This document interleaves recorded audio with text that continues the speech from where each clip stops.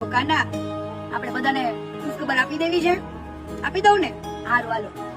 તો ભાઈ અમારા બધા માટે ખુશખબર છે અને જે ખોટીના પેટના હોય ને એના માટે ખરાબ સમાચાર છે.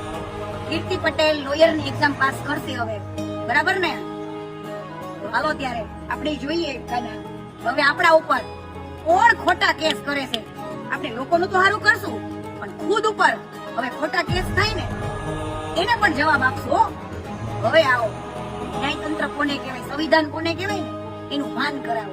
હાલો આમ જો મારી બુકની તૈયારી કરવા માટે મેં ડાયરી કોઈ હતી. એ ડાયરી મારા હાથમાં કેવી આવી આમ જો નાનું ટીકડું મોટું ટીકડું, નાના બંબુ મોટા બંબુ, આમ જો પાકા બંબુ, બરાબર?